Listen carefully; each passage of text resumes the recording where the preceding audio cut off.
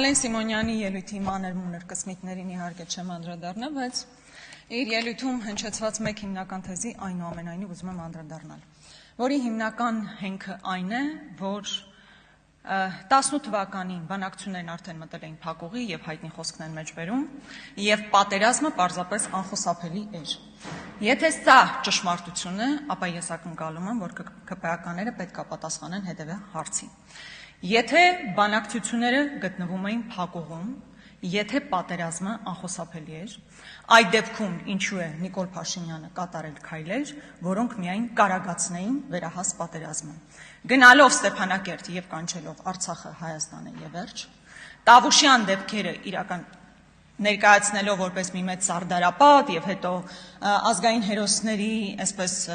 պարգևներ շնորհել, եթե պատերազմը վերահաս էր, եթե անխուսափելի էր պատերազմը, դուք գիտեիք, որ բանակցությունները փակուղու մեջ են եւ պետքա փորձեիք այդ փակուղուց հանել եւ ոչ թե սադրել, իրականացնել գործողություններ, որոնք ուղղակի Ալիևի ձեռքերը կբացեին։ Այս տրամաբանական շղթան կտրվում այդ նույն պահին եւ դուք պետքա հիշեք, թե ինչ գործողություններ է իրականացրել Նիկոլ Փաշինյանը։ Երբ այստեղ խոսվեց արցախցիների վերադարձի իրավունքի մասին, որ պետքա փակենք այս էջը, արցախցիների վերադարձի մասին որևէ խոսք չպետք է հնչեցվի, որովհետև Ադրբեջանն էլ խոսելու է ադրբեջանցիների վերադարձի մասին։ Նախ ուզում եմ ասել, որ սրանք նույն հարթության վրա դնելը ճիշտ չէ,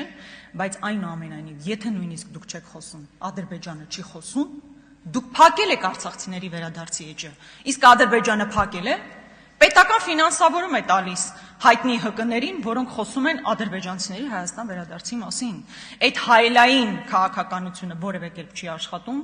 ադրբեջանցիների վերադարձը դարձել է պետական քաղաքականություն Ադրբեջանի համար, ու ինչքան էլ դուք չխոսաք արցախցիների բնական վերադարձի իրավունքի մասին, Ադրբեջանը միևնույն է խոսում է։ Հետևաբար, այո, Հայաստանը պետք է պաշտպանի Արցախի ժողովրդի վերադարձի միջազգային իրավունքի միջազգայնացման օրակարգին։ Սիրելի հայրենակիցներ, հասկանալի է, որ նախընտրական շրջափուլում ենք, տարբեր խոստումներ են հնչեցվելու, բայց ողբերգությունը, երբ որ գործող իշխանությունը ոչ թե խոստում է հնչեցնում, այլ սպառնում է սեփական ժողովրդին վերահաս պատերազմով։ Իհարկե ժամանակին Նիկոլ Փաշինյանը նման մի ձևակերպում անում էր, ասում էր կամ ես կլինեմ վարչապետ, կամ Հայաստանը վարչապետ չի ունենա, իհարկե այլ համատեքստում, այլ իրավիճակում, հիմա փաստորեն այդ տրամաբանությունը տրանսֆորմացվել է եւ դարձել է կամ ես կլինեմ վարչապետ, կամ դուք բոլորդ պետք է պատերազմի մեջ գտնվեք, Ալիևը ձեզ վրա կհարձակվի։ Ալիևին եք մեր ժողովրդի վրա, այսպես տղա բերում։ Ալիևով եք մեզ սպառնում, հայ ժողովուրդը արժանի է նրան, որ Ալիևով դուք իրան սպառնաք,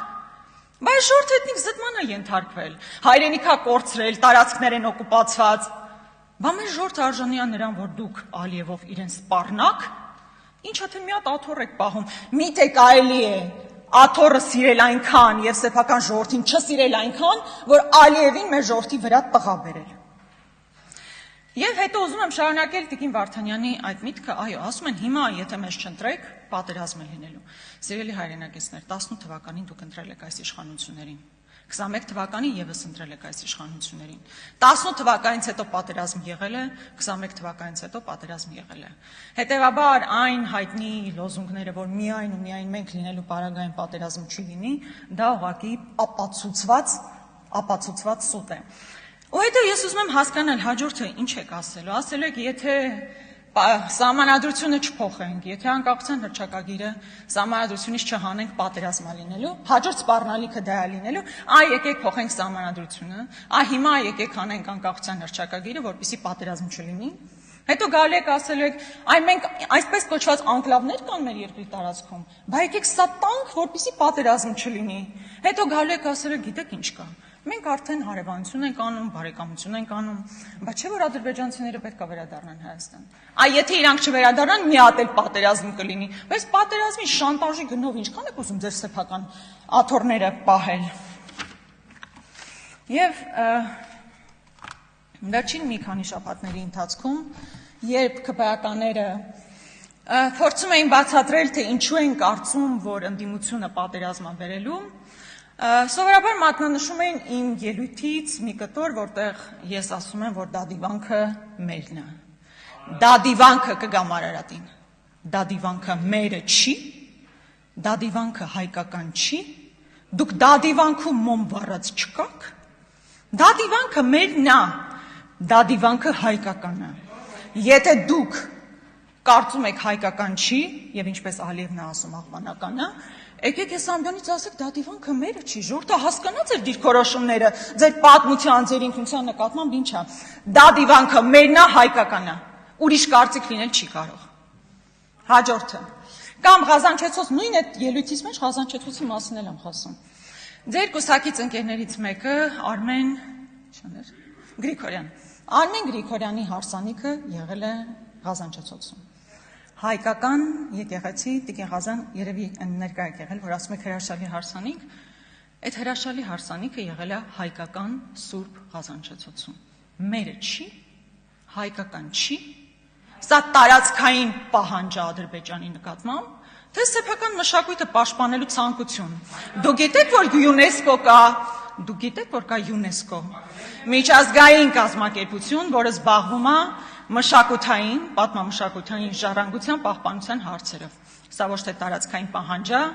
այլ սեփական մշակույթը պաշտպանելու ցանկություն։ Մյուսը Արարատը մերն է, թե չէ։ Ընդ որում, ես իմ ելույթը շատ հստակ էի ձևակերպել, իշխանության քարոզչամեքենան որոշեց, առաջարկում եմ լսել, հետո կարծականքեք։ Իշխանական քարոզչամեքենան որոշեց իմ տվյալ նախադասության մի կտորը միայն հանել, մյուսը բան իտեղ չդնել։ Ասում եմ, Արարատը, Արագածը, Խուստուփը, Իշխանասարը մերն են, ու շարունակություն կա, ու շադիր շարունակություն կա։ Մեր ինքնության տարբեր գագաթներն են։ Արարատը մեր ինքնության մաս չի, թե դա է կայսերական ինքնության ձևավորման կտոր։ Ես չեմ կարծում։ Արարատը իմ ինքնության մի մասն է։ Եթե ձեր ինքնության մասը չի, եկեք այստեղ կանգնեք ու ասեք Արարատի հետ մենք կապ չունենք։ Մենք պետք է ուրեմն փոխենք Արարատ քաղաքի անունը, Արարատի մարզի անունը։ Ի վերջո արտաքին գործերի նախարարն է Արարատ անելով, ինչ է ինքը քայլող սադրանք, գրողը տանի։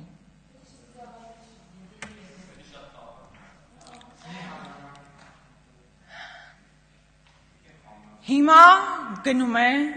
սիրելի հայրենակիցներ, հիմա տեղի է ունենում, այո, ինքնության համար պայքար։ Ֆիզիկական գոյությունը Արցախում հիմա չկա,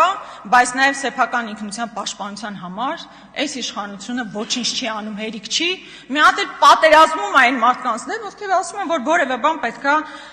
անել։ Հա, իմիջիալուց այդ ինչ բան է, էլի, հիմա Արցախ բառն ասել արդեն հանցագործություն է, կարող է օրենքի նախագիծ բերեք, որով արգելվում է Արցախ բառը արտասանել։ Արցախը Հայաստանը եւ վերջ գոռացողները հիմա Արցախ բառ ասելուց հետո պետք է ներողություն խնդրեն, բայց դուք կոչ էիք անում հազարավոր տղաների բրոնիժիլետ կասկավերցնել ու գնալ առաջնագիծ։ Իմիջիալուց։ Այս համատեքստում ես ուզում եմ ասել, որ երեք հանդիպել ենք իմ գործընկերների կներեք, իմ գործընկերների հետ անհետ կորած զինծառայողների ծնողների հետ եւ իրենք հստակ պահանջ ունեն, որպեսզի հրապարակվի այն փաստաթուղթը, որը կազմվել է 44 օրյա պատերազմի հանգամանքները քննող հանձնաժողովի նիստերի արդյունքում։ Այդ պահանջը լեգիտիմ է, որքան էլ մենք կարծում ենք, որ չէր կարող օբյեկտիվ լինել այդ համապատասխան փաստաթուղթը, բայց ծնողներն այդ պահանջը ունեն եւ դուք պարտավոր եք առաջ գնալ այդ պահանջին։ Եվ Արցախի նկատմամբ կրկնում եմ ֆիզիկական ներկայությունից հետո ընդհանրապես մեր պատմության Արցախի հերոսամարտի արժեզրկման գործընթացը տեղի ունենում, որը անթույլատրելի է։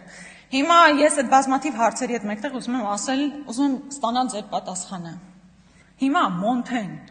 ազգային հերոս է, թե ազգային հերոս չի։ Մոնտեն կռվում էր հայրենիք ազատագրելու համար։